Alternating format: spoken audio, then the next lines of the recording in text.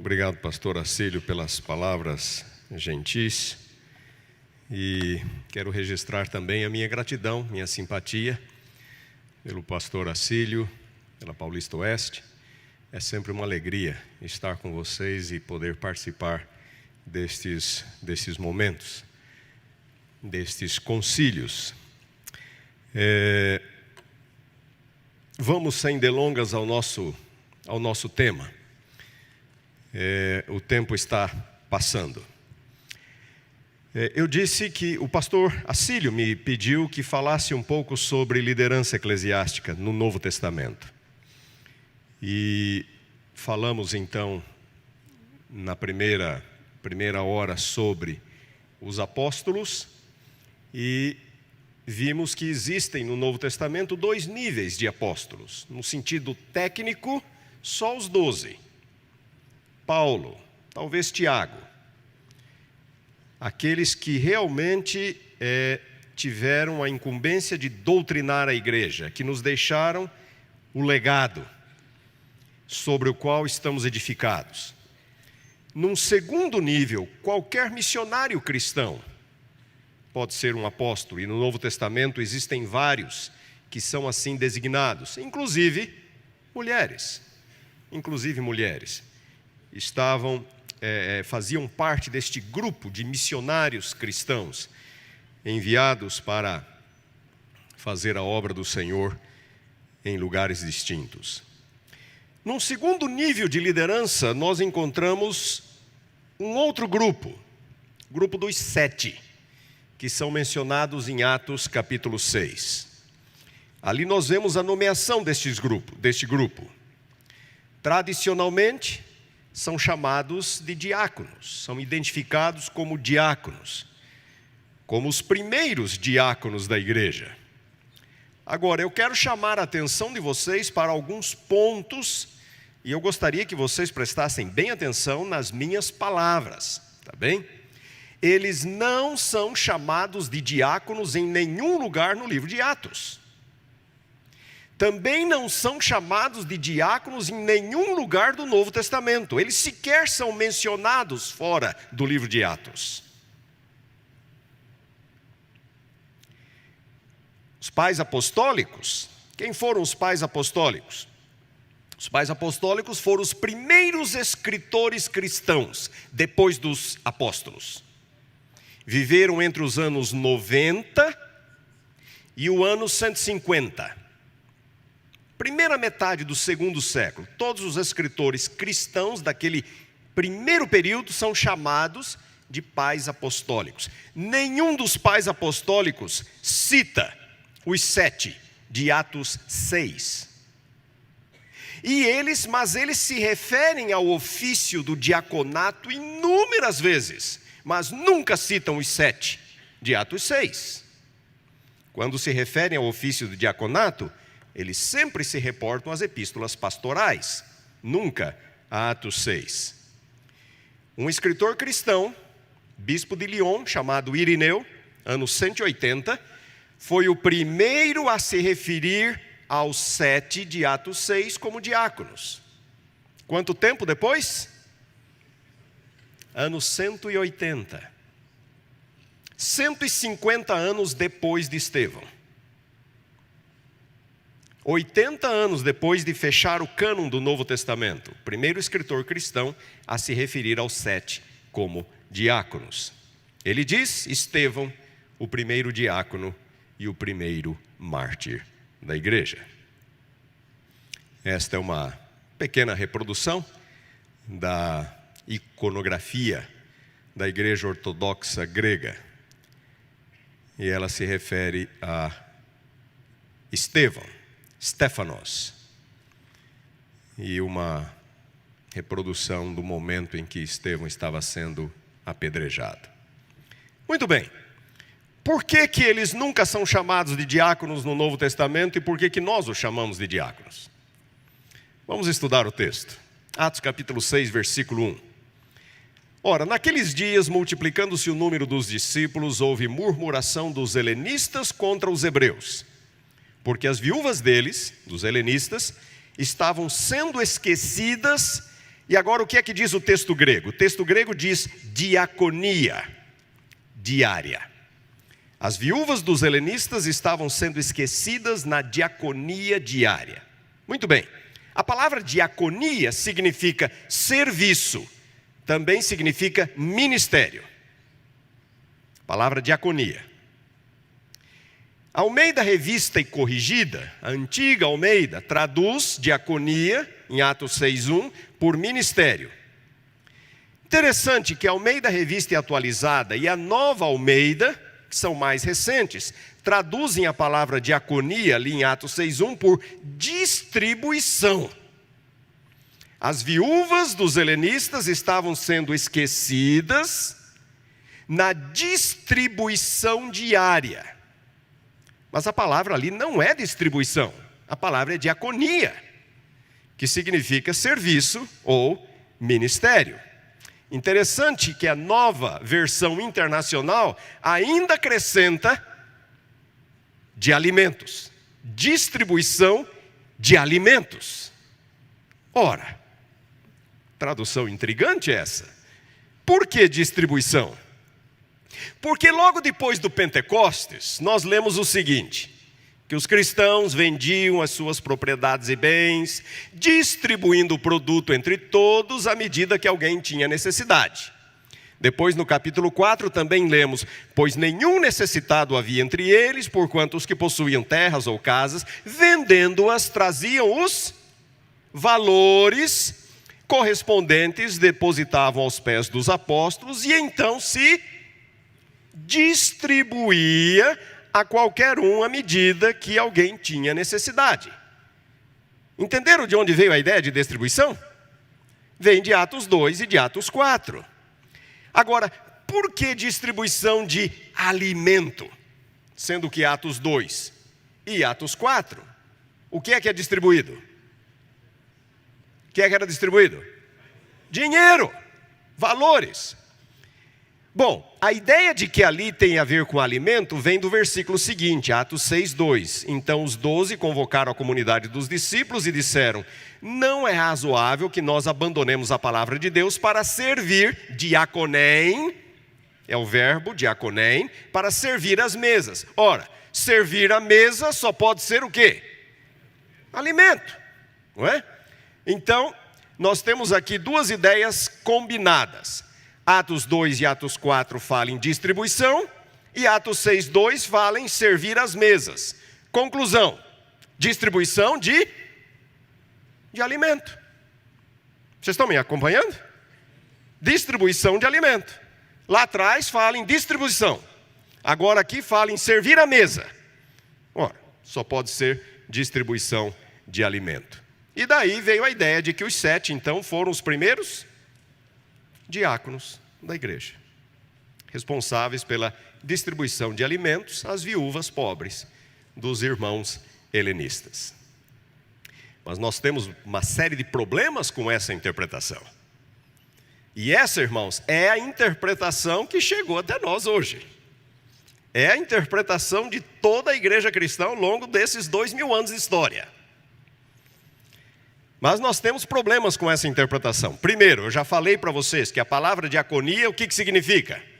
Serviço ou ministério. Não significa distribuição. Não está no campo semântico da palavra diaconia o conceito ou a ideia de distribuição. Em Atos 2:45, lá quando se usa o verbo distribuir, é o verbo diamerizo, em 4:34, 35 é outro verbo, diadidomi. Esses dois verbos significam distribuir. Mas diaconia significa serviço, ministério. Também a ideia de a palavra alimento, como aparece na Nova Versão Internacional, estavam sendo esquecidas na distribuição diária de alimento. A palavra alimento não aparece em Atos 6:1, e o que é distribuído, já falei para vocês, em Atos 2 e 4, não é alimento, é dinheiro. Eles vendiam suas propriedades, traziam os valores, e esses valores eram distribuídos a quem tinha necessidade. É o que Atos 2, versículo 45, e Atos 4, 34 e 35 dizem. Não era alimento que era distribuído. O Novo Testamento não fala em distribuição de alimento num único lugar. Fala naquele contexto de distribuição de valores. O que é que está acontecendo então em Atos 6:1? Se o assunto não é distribuição de alimentos, qual é o assunto em Atos 6:1? Logo após o Pentecostes, nós lemos o seguinte, este aqui é um texto-chave, prestem atenção nesse texto. Está dizendo que os irmãos perseveravam na doutrina dos apóstolos e na comunhão, no partir do pão e nas orações. Quantas categorias de atividades vocês estão vendo nesse texto? Quantas categorias de atividades vocês estão vendo nesses textos? 1, 2, 3 ou 4? 4, 3? Muito bem, a maioria dos estudiosos vê 2 categorias de atividades nesse texto. Primeira, doutrina dos apóstolos. Segunda, comunhão. A comunhão envolvia partir do pão e orações. Vocês estão me entendendo? Então, no que é que a igreja apostólica perseverava? Na doutrina dos apóstolos e na comunhão, que envolvia o partir do pão e as orações. Muito bem.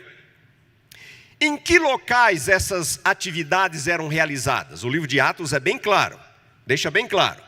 Diariamente perseveravam unânimes onde? No templo. E partiam o pão de casa em casa, tomavam suas refeições com alegria e singeleza de coração. Onde era o ensino, a doutrina dos apóstolos, onde era? No templo. E a comunhão? Em casa. Ali havia, então, eles tomavam suas refeições, eles partiam o pão. Então, o ensino era no templo, o ensino dos apóstolos, e a comunhão era nos lares. A comunhão na igreja primitiva, ela é mencionada em alguns versículos no Novo Testamento, e muito mencionada por escritores cristãos antigos. Ela envolvia uma refeição comunitária, uma espécie de junta-panelas, chamado agape, era o nome que eles davam a essa refeição. Agape significa amor. Em Judas, capítulo 1, versículo 12, os nossos tradutores, em português, nós colocaram ali as festas de fraternidade. A palavra grega é simplesmente agape. É esta refeição comunitária que fazia parte do serviço de comunhão da igreja. Também eles celebravam a Santa Ceia e orações. Então, esta era a atividade da comunhão que se realizava nos lares na igreja primitiva. Qual era o problema com as viúvas de Atos capítulo 6:1? Elas estavam sendo esquecidas na distribuição diária de alimento ou estavam sendo esquecidas no serviço diário da comunhão? Vocês estão acompanhando? Não fala nada em distribuição de alimentos em Atos 6:1. E os 2 ministérios da igreja eram o ministério do ensino, no templo, e o ministério da comunhão, que eram nos lares. Tá certo? Vejam a solução encontrada pelos apóstolos. Então os 12 convocaram a comunidade e disseram: não é razoável que nós abandonemos o quê? A palavra. Por que abandonar a palavra?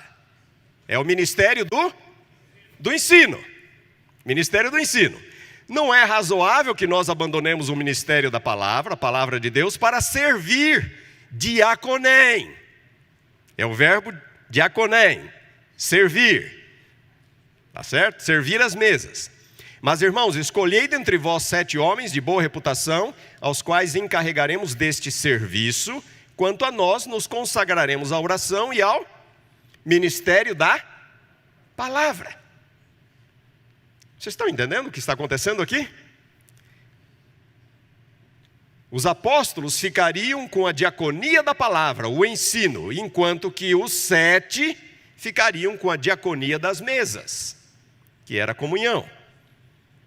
Aquela refeição comunitária, Santa Ceia, todas eram realizadas ao redor de uma mesa, numa casa, nas casas dos irmãos, tá certo? Então, o que foi que ocorreu em Atos 6? Atos 6, irmãos, nós temos a primeira delegação de responsabilidades na igreja apostólica. A igreja cresceu, mais de 5.000 membros nesse momento. Os apóstolos ficariam responsáveis pelo ensino no templo, porque eles eram os únicos autorizados a fazê-lo. Lembram-se da parte da manhã? Eram os únicos que haviam estado com Jesus. Era deles a responsabilidade de doutrinar a igreja. Eles eram os únicos autorizados a fazê-lo. Então, os apóstolos estavam fazendo tudo, mas ficaram sobrecarregados. A passagem de Pedro que eu citei de manhã, quando fala que tinham que ser testemunhas de Jesus. E os 7 ficariam responsáveis pelo serviço da comunhão nos lares. Até então, os apóstolos estavam fazendo tudo, mas a igreja cresceu e eles não estavam dando conta mais. Eram 12 só para atender uma multidão de pessoas, no mínimo 5.000. E qual era a frequência dessas reuniões? Diárias. Os apóstolos não estavam dando conta. A frequência dessas reuniões eram diárias. Quem foram os 7 de Atos 6? Na minha opinião, irmãos, os 7 de Atos 6 foram os primeiros líderes congregacionais da igreja cristã. Os primeiros líderes das pequenas comunidades, das pequenas igrejas. Porque a igreja, ou as igrejas, as congregações no período apostólico ainda eram muito pequenas. Então esses líderes, eles incorporavam as funções que mais tarde seriam divididas entre anciãos e diáconos. Mas neste momento a palavra ancião não é usada e a palavra diácono não é usada. Foi um primeiro momento em que os apóstolos falaram assim: a igreja cresceu demais, temos que começar a organizá-la. De imediato precisamos de um grupo de auxiliares para cuidar do serviço da comunhão, para cuidar das congregações dos lares, das congregações domésticas. Vamos escolher 7 homens. Eles incorporavam ambas as funções. Nós costumamos identificá-los como diáconos, por quê? Porque os apóstolos ainda viviam. Então a parte mais, eu diria, administrativa e mais voltada para o ensino, ainda estava com eles. Vocês estão me entendendo? Mas eles não devem, na minha opinião, serem identificados logo de início como sendo diáconos. Da atividade dos 7 se desenvolveram anciãos e se desenvolveram diáconos. No capítulo de Atos dos Apóstolos, quando a senhora White comenta, ela focaliza na obra do diácono.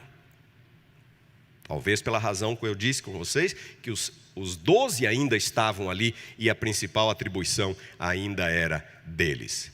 A igreja não nasceu pronta. A igreja foi pouco a pouco encontrando o seu lugar sob o sol. E ela passou por um processo de desenvolvimento, inclusive administrativo. Seus vários ministérios foram pouco a pouco sendo organizados, sendo desenvolvidos.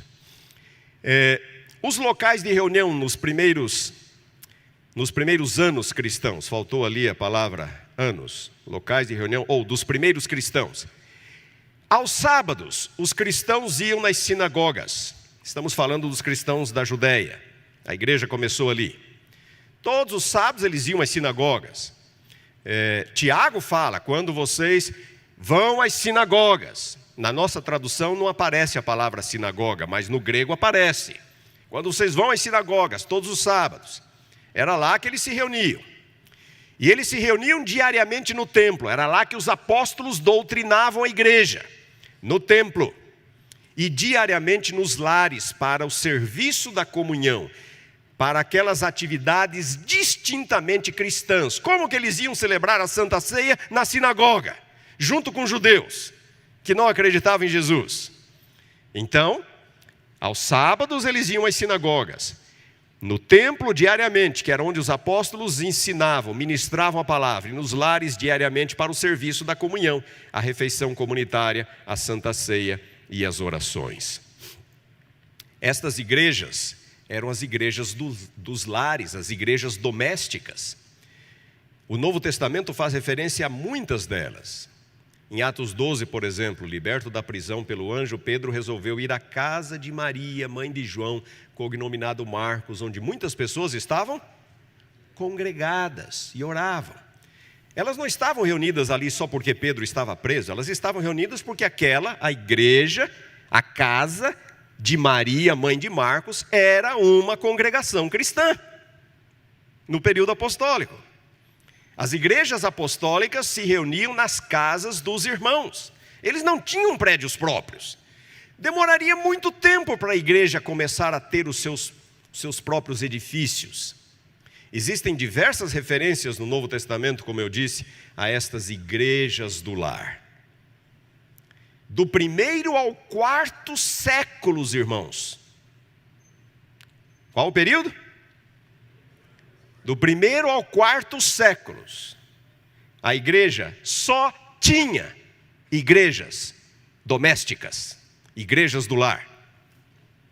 Só do 1º ao 4º século. Esta foi uma delas, da cidade de Cafarnaum. Sabem quem morou nesta casa? Pedro. Esta era a casa de Pedro. Mais tarde, se transformou numa igreja, a casa de Pedro. A comunidade começou a se reunir na casa dele, e com o passar do tempo eles fizeram algumas melhorias. Vocês estão vendo aqui? Não está dando aqui o efeito aqui do... Vocês estão vendo aquela parede com arco bem no meio? Aquela parede com arco foi uma alteração para aumentar o espaço da sala, para caber um pouco mais de pessoas. Essa igreja cabia aproximadamente umas 40 pessoas. Esta é uma outra, de Dura Europos, na Mesopotâmia. A nave principal era esta à esquerda, essa comprida à esquerda. Logo aqui na frente vocês têm no meio essa sala maior, que na verdade não é uma sala, era apenas um hall de entrada. E naquele canto direito, lá no fundo, aquela salinha comprida lá, com algo pequeno desenhado lá no fundo, no cômodo da direita, aquele é um batistério, tanque batismal.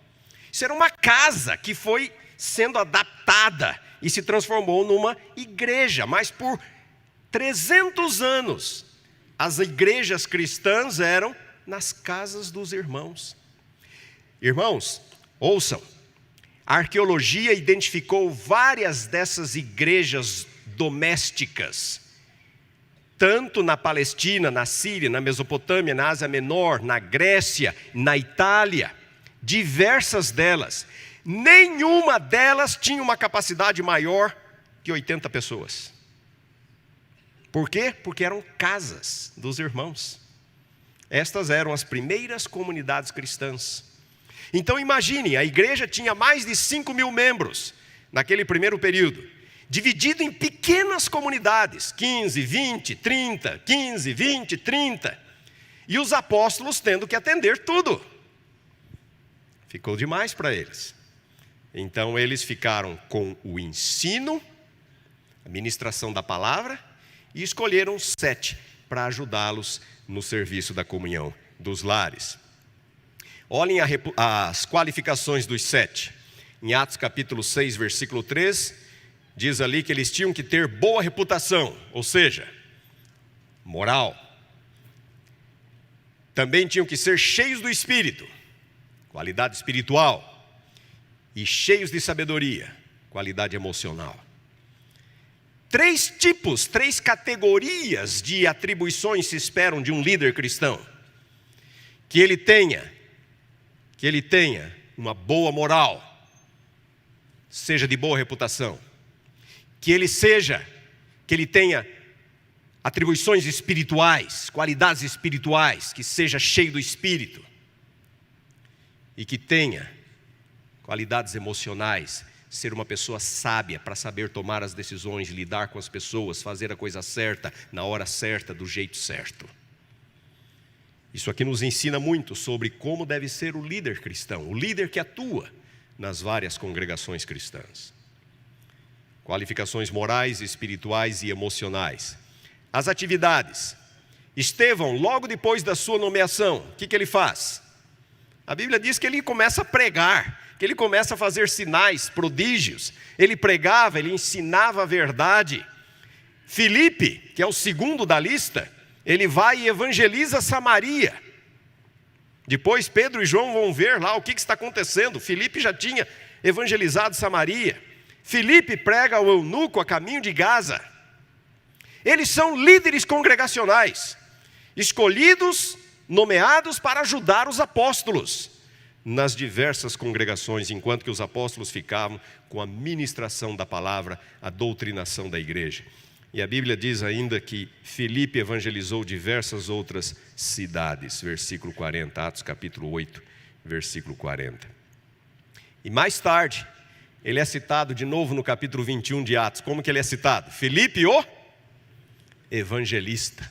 Não é Filipe o diácono, Filipe o evangelista. Ele era mais, incorporava aquilo que mais tarde seria parte do diaconato, mas eles foram os primeiros líderes congregacionais.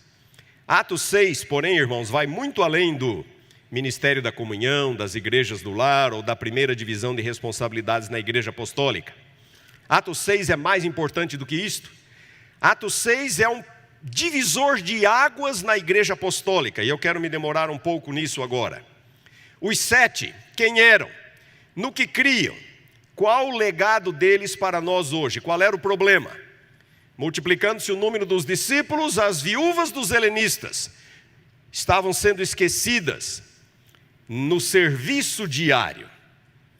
Quem eram os helenistas? Quem eram os hebreus? Os helenistas, a palavra significa pessoas sob a influência da cultura grega.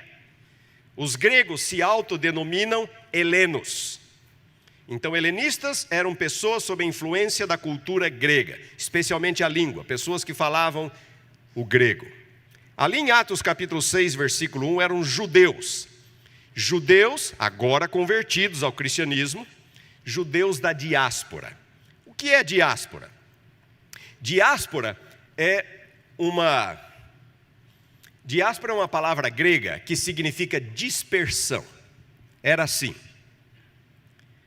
No primeiro século, o judaísmo ou os judeus formavam uma população de mais ou menos 8 a 10 milhões. Havia de 8 a 10 milhões de judeus no primeiro século.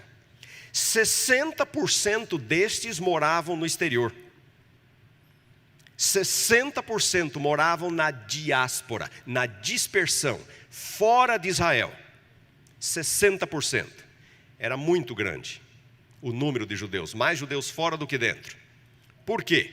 Porque a Judéia era um país pobre, e a Judéia era um país dominado pelos romanos. Os romanos vinham e levavam levas, milhares de judeus, para vendê-los como escravos no mundo greco-romano. Muitos judeus saíam, migração voluntária. Por quê? Porque a Judéia era um país pobre, e iam em busca de melhores oportunidades de trabalho. Outros lugares como Antioquia, Alexandria no Egito, oferecia oportunidades de trabalho para os judeus, porque os judeus eram estudados, os judeus eram pessoas inteligentes. Então muitos governantes ofereciam oportunidades de trabalho para os judeus, e os judeus iam em busca de melhores oportunidades de vida. A verdade é, 60% dos judeus moravam no exterior, no mundo greco-romano. Em azul claro, são os limites do Império Romano,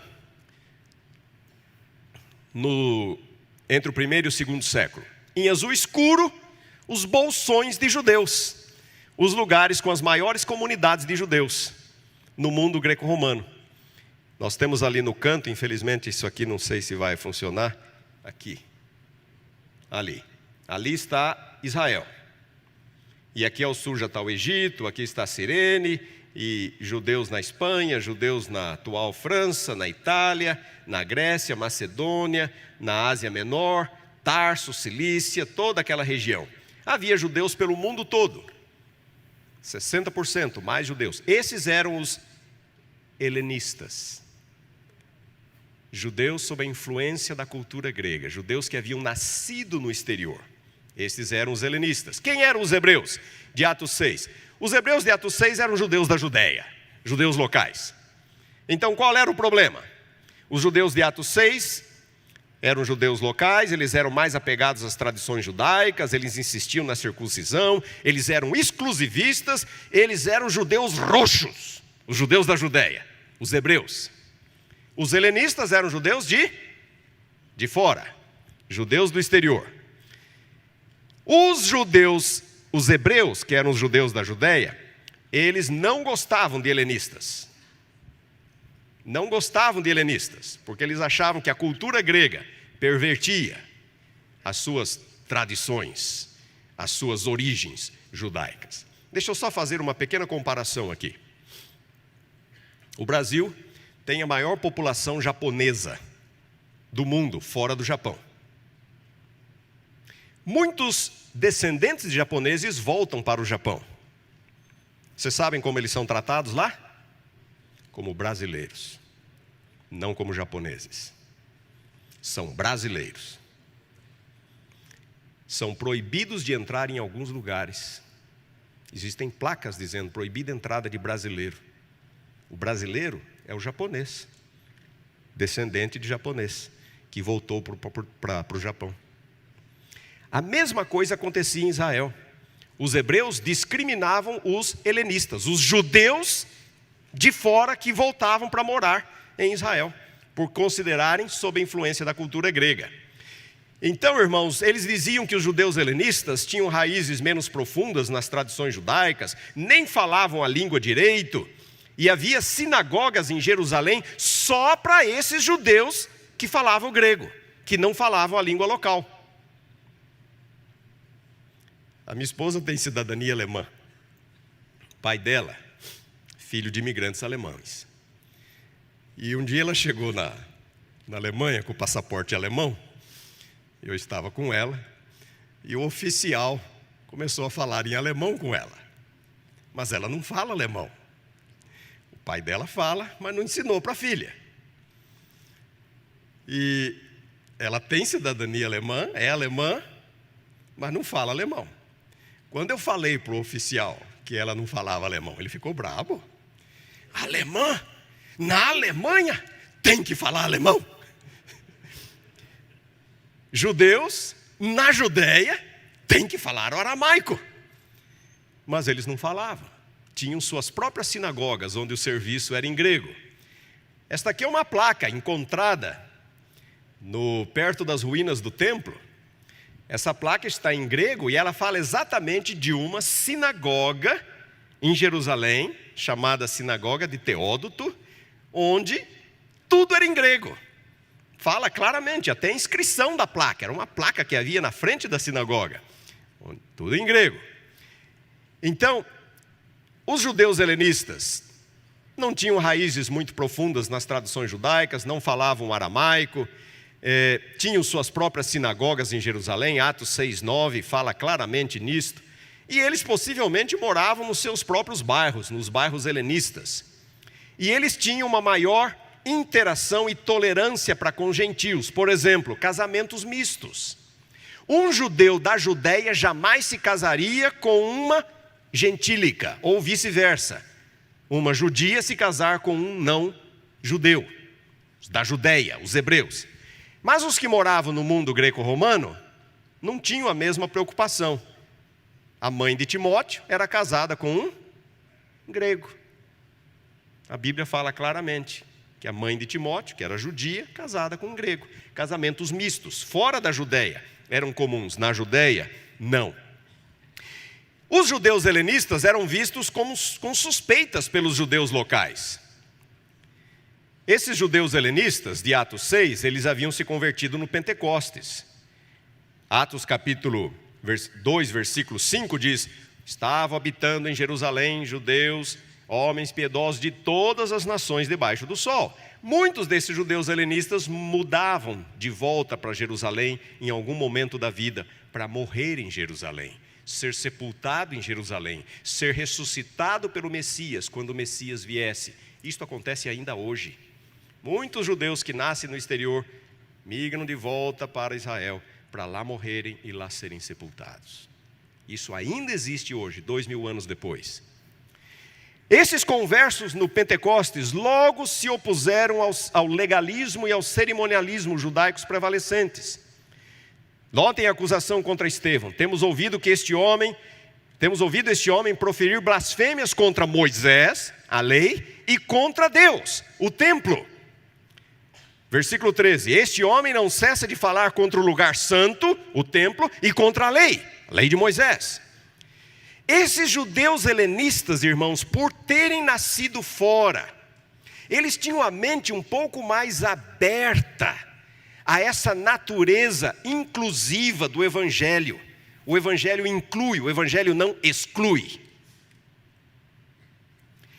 Eles entenderam mais rapidamente do que os hebreus, os cristãos palestinos, os cristãos da Judéia, de que o templo passara, de que os aspectos cerimoniais da lei passaram.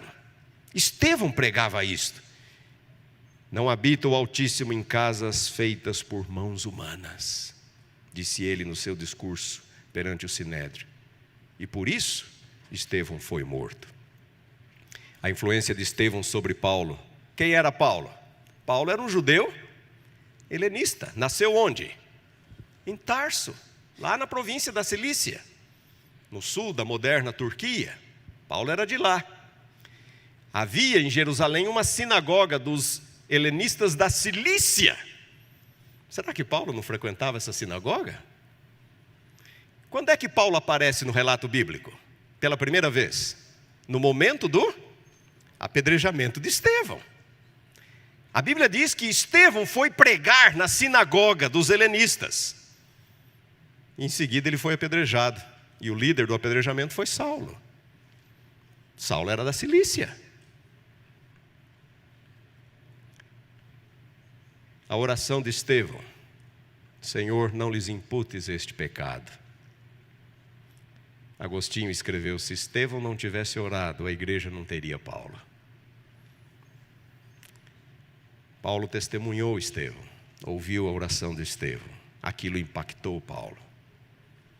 Dias depois, ele tem um encontro com Cristo na estrada de Damasco. Sua vida foi transformada. Quando começou? Começou aqui. Ali começou. Saulo já havia sido exposto ao Evangelho antes da estrada de Damasco. Lembram-se? Saulo, Saulo, é duro para ti recalcitrares contra os aguilhões. O aguilhão era uma vara pontiaguda usada para guiar os bois na direção certa. Se o boi insistisse em ir na direção errada, isso apenas o feria ainda mais. Saulo, Saulo, é duro recalcitrar contra os aguilhões. Saulo sabia o caminho certo, mas ele estava insistindo em ir na direção errada. Estava se ferindo ainda mais. No momento em que Cristo apareceu a ele na estrada de Damasco. Estevão exerceu uma influência profunda na conversão de Saulo. A senhora White fala sobre isso. Mais tarde, Saulo seria acusado das mesmas coisas que Estevão. Foram informados a teu respeito que ensina todos os judeus e gentios a apostatarem de Moisés, dizendo-lhes que não devem circuncidar os filhos, nem andar segundo os costumes da lei. Este homem, Saulo, também tentou profanar o templo. Lembram-se das acusações contra Estevão? Falar contra a lei, o aspecto cerimonial da lei, falar contra o templo. Paulo, acusado das mesmas coisas. Qual era o círculo de amizades de Paulo em Jerusalém? De manhã eu falei que Paulo tinha problemas com a igreja de Jerusalém. Lembram-se disso? Quem eram os amigos de Paulo em Jerusalém? Barnabé. De onde era Barnabé? De Chipre. Barnabé era um helenista, amigo de Paulo. João Marcos, sobrinho de Barnabé. O nome Marcos, nome grego, outro helenista, possivelmente de Chipre, sobrinho de Barnabé. Silas, nome grego, tinha cidadania romana.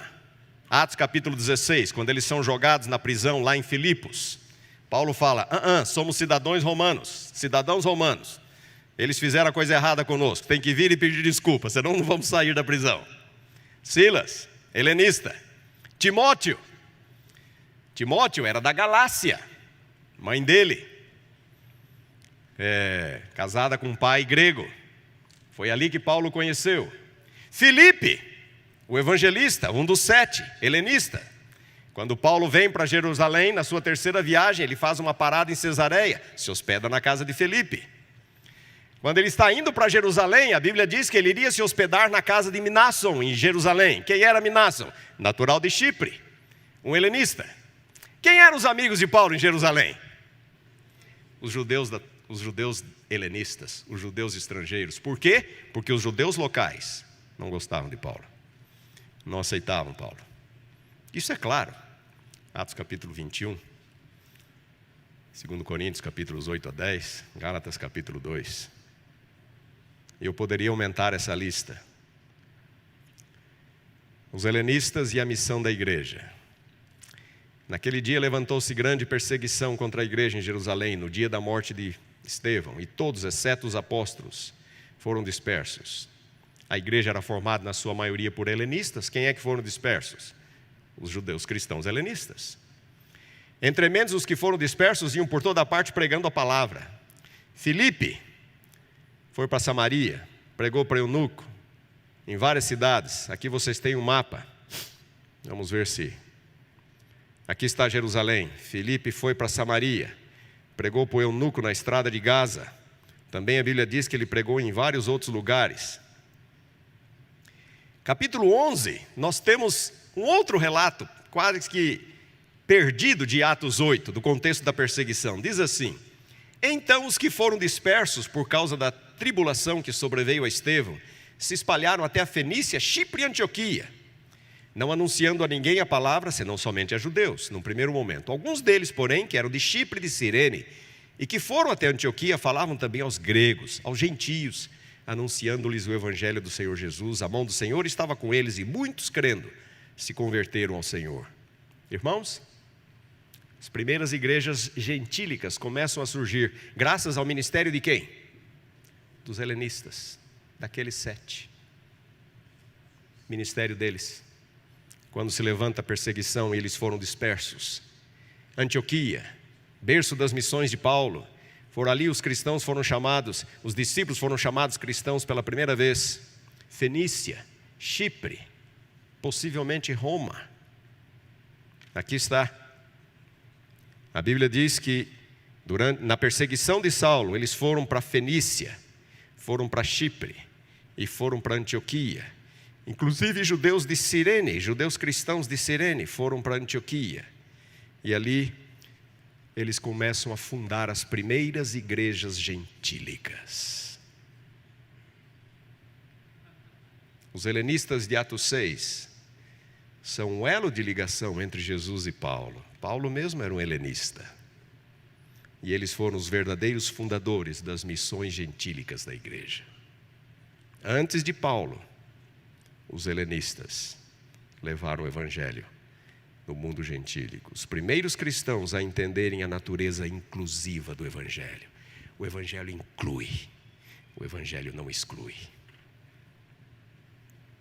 Eu quero pular essa definição. O que tudo isso nos ensina?